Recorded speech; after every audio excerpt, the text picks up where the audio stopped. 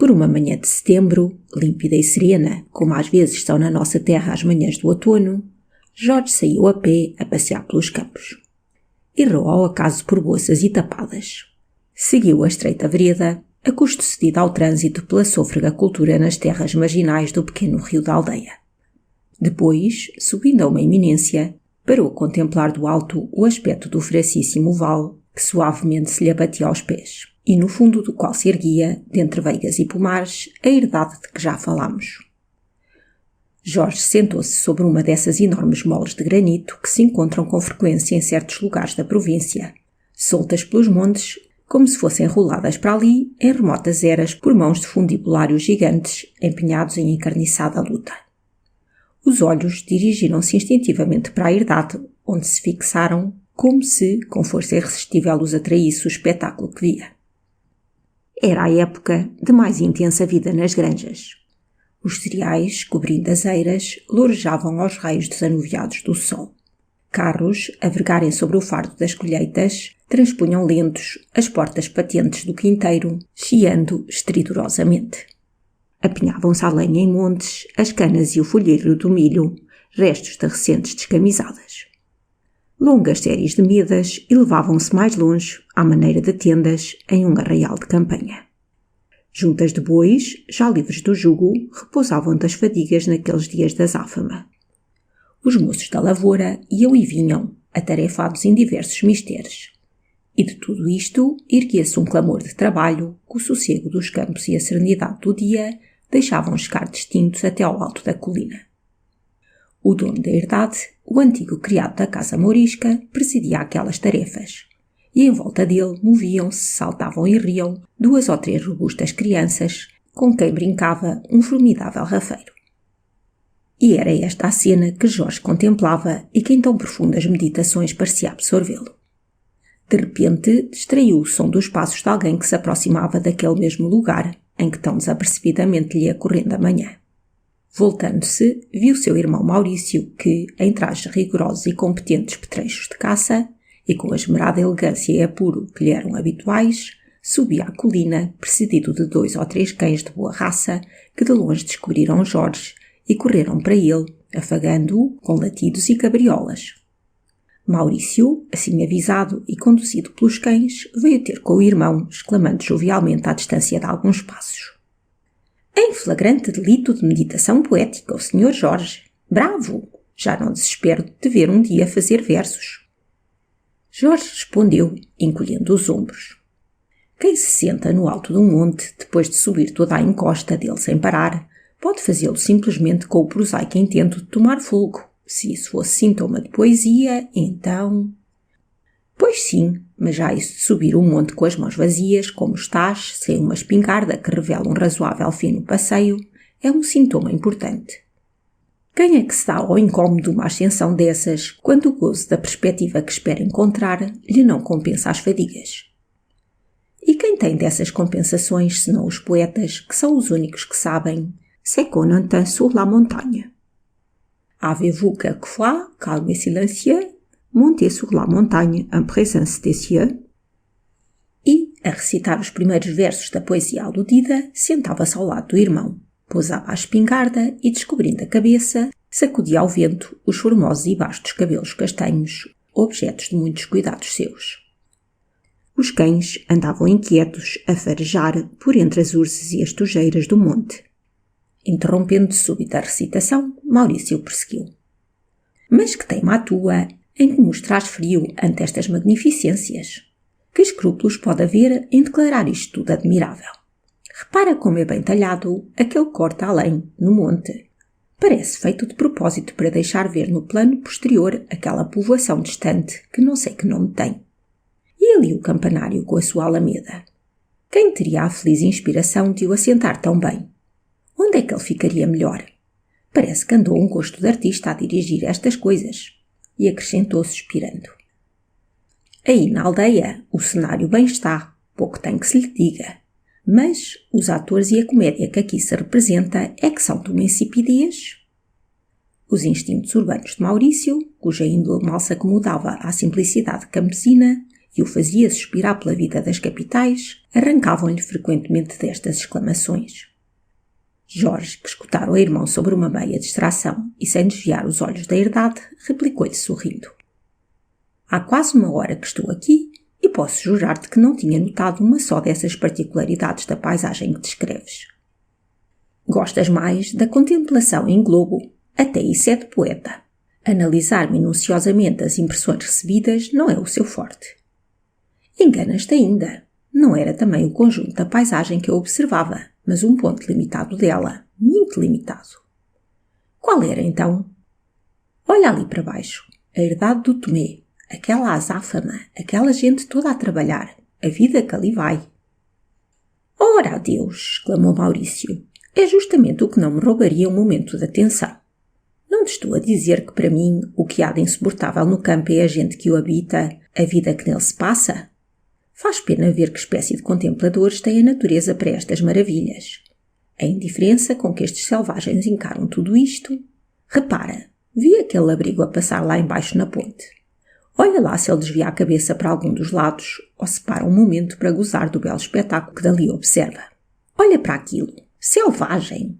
Pergunta ao Tomé ou a toda essa gente que lá anda embaixo a trabalhar quantas vezes admiraram as belezas de uma noite de luar, vista do alto do Oiteiro Pequeno, ou se o pôr do sol lhes produz alguma sensação na alma, a não ser a lembrança de que vão sendo horas da ceia.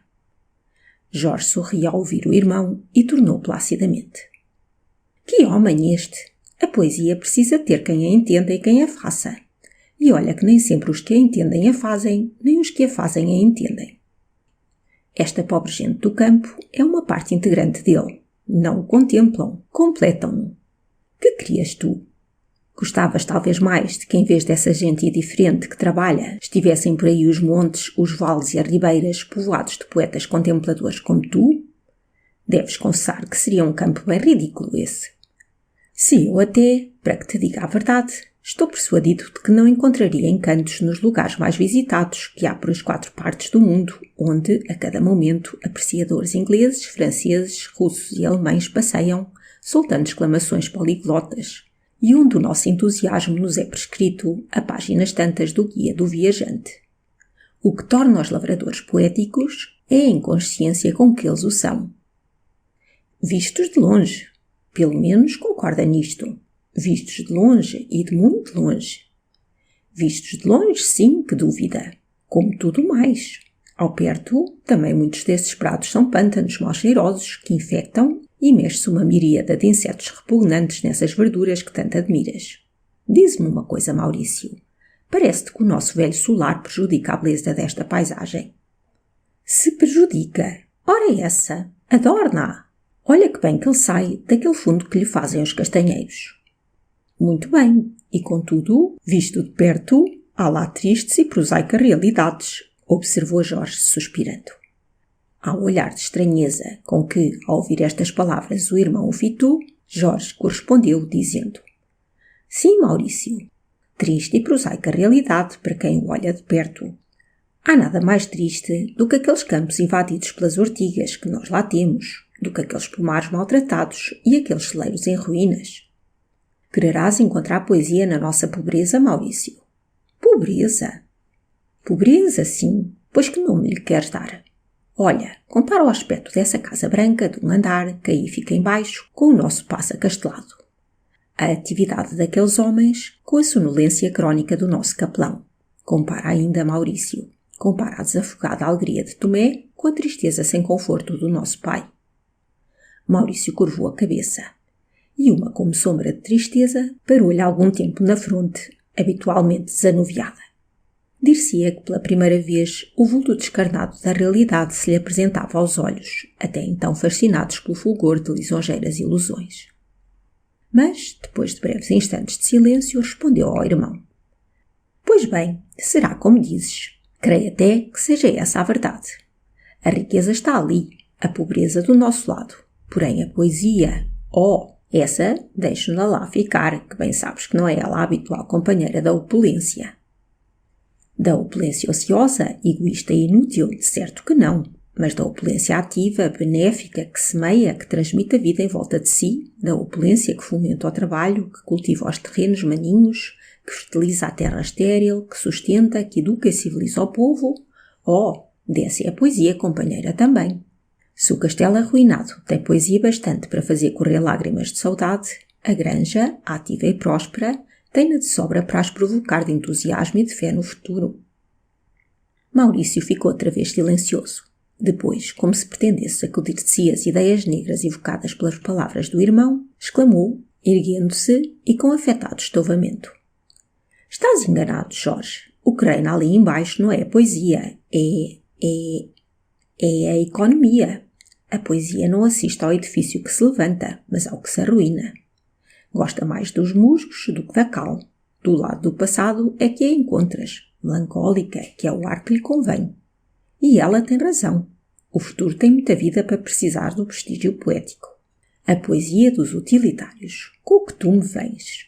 Não sei quem foi, que há tempos me disse ter lido uma notícia curiosa a respeito da Inglaterra. Parece que o espírito industrial e económico daquela gente vai por lá destruindo as florestas, as matas, as sebes vivas, o que emudecerá, dentro em pouco, os coros das aves. Os rebanhos, que dantes pastavam pelas campinas verdes, hoje, já prosaicamente, se vão engordando nos estábulos. Que mais falta? A voz dos camponeses, as cantigas e as músicas rurais hão de calar-se ao ruído do ranger das máquinas e do silvo do vapor. Admirável! Em vez do fumo alvo e ténue das choças, ficará o céu coberto de fumo negro e espesso do carvão de pedra. Que modelo de aldeia o que nos vem de Inglaterra? Na verdade, que poesia! No que tu me vens falar? Na Inglaterra agrícola, acudiu Jorge. Mas antes lá é que bem se compreende a poesia da vida rural, que até a nobreza a não despreza.